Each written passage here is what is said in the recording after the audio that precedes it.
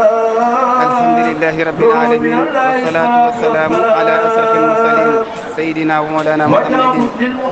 وعلى آله وصحبه أجمعين. السلام عليكم ورحمة الله وبركاته. ñoo ngi nuyu sunu mbokk Ndiobène TV di nuyu umma islamiya bépp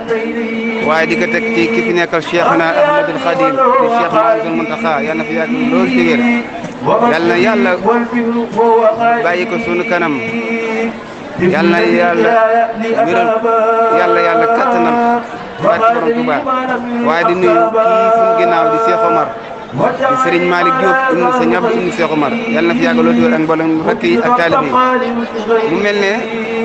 ñi ngi ci alquranul karim ana bu jot nii lañ ko fas yéene ànde di ci liggéeyal Serigne Touba ndax moom kon la ma xool ci asiru rek bu zuuri kitaabullahi la waxoon wax na it alquran yëkkandi na ko wax na alquran moom mooy médecin wam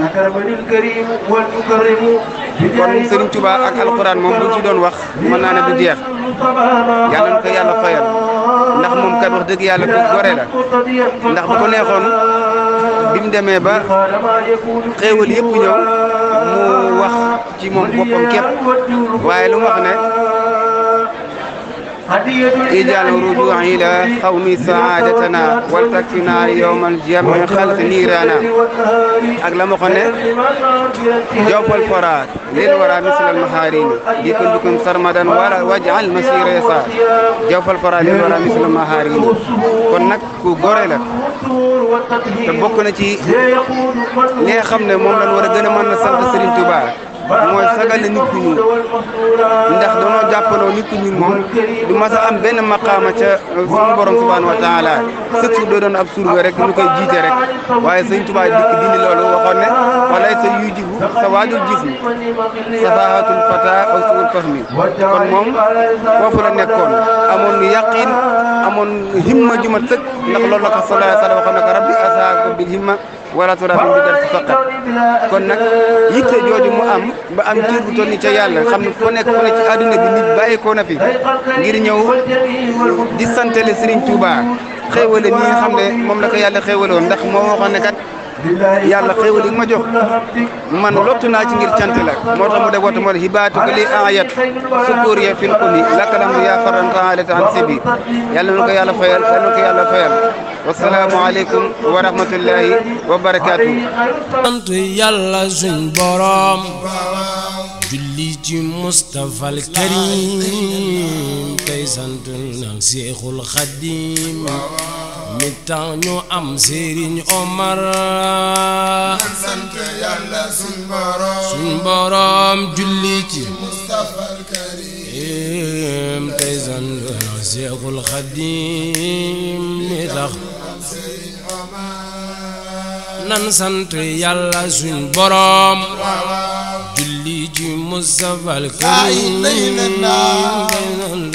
Seexul Xadim mi tax ñu am Serigne Omar nan sant yàlla suñ borom julli ci Mustafa al Karim waaw tey sant na Seexul Xadim ay waay mi tax ñu am Serigne Omar nan sant yàlla suñ borom julli ci Mustafa al Karim na Seexul Xadim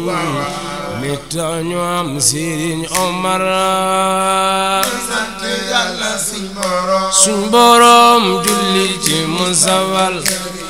waaw tey sant na Seexul Xadim ay waay mi tax ñu am Serigne Omar la in zakartum wax na ko ku sant yàlla dolli ko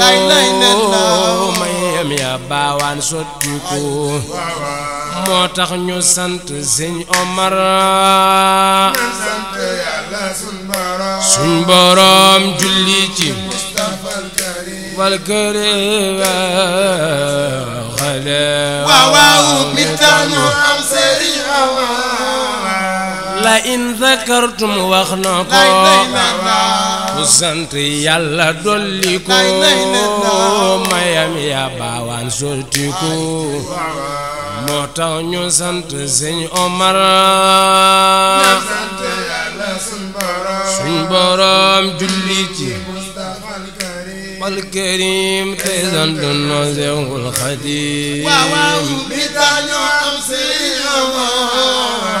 sulli joloore cant la nettali ay may góore la suñ may gi mbaaxug Yàlla la gum nu defal ci sëñ Omar